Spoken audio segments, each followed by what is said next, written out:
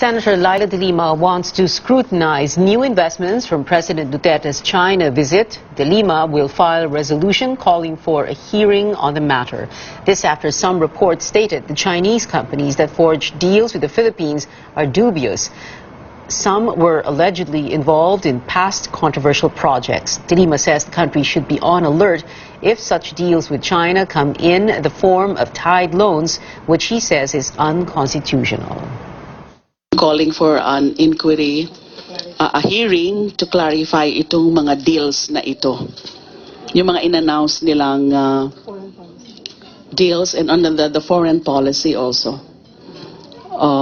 Yung pronouncements ng Pangulo nung nandun siya sa Beijing. So what are the ramifications of that, diplomatically, militarily, and economically? President Duterte's state visit to China resulted in 650 billion pesos worth of investments. Senator Leila de Lima's legal battles are far from over. This time, it's a case to revoke her license to practice law. The anti-crime watchdog, the Volunteers Against Crime and Corruption, or VACC, former National Bureau of Investigation officials, and whistleblower Sandra Cam want de Lima stripped of her lawyer's license. The reason?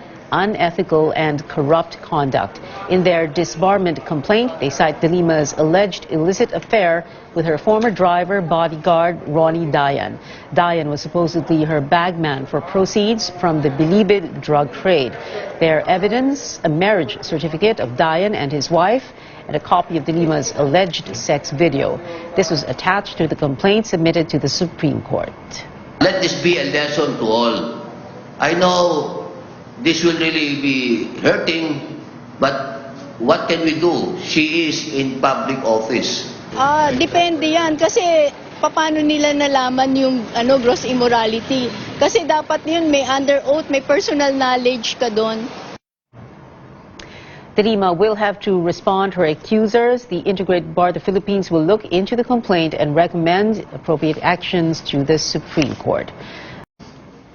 He's clearly pleased with how his visit to Japan turned out.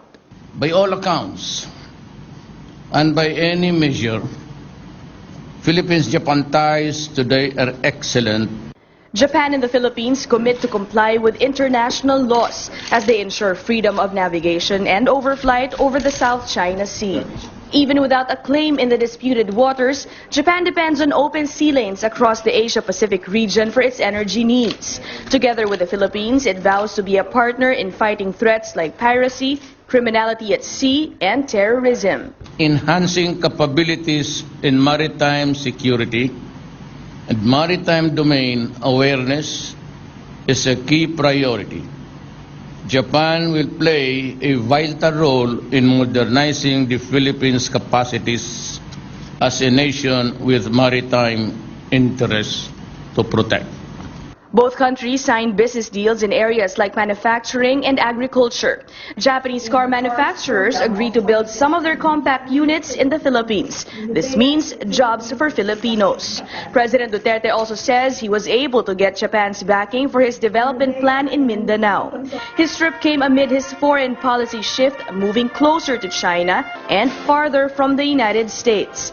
President Duterte says his position toward the U.S. was discussed during his meeting with Prime Minister Shinzo Abe, but he's tight-lipped on details. Japan is a staunch ally of the U.S. and is in a territorial dispute with China.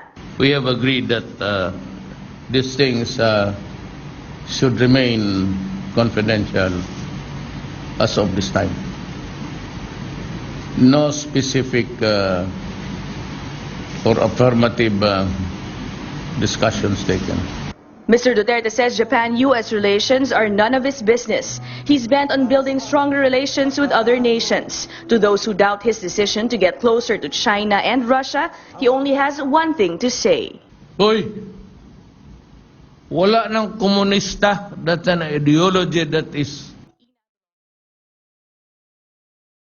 The government has secured $1.85 billion worth of investments from the president's visit to Japan. The government received 7 letters of interest and signed 5 memoranda of understanding with various Japanese companies. These include car giants like Toyota and Mitsubishi, which will produce more cars in the Philippines. Japanese agri-businesses want to set up a factory and buy more fruits from the country.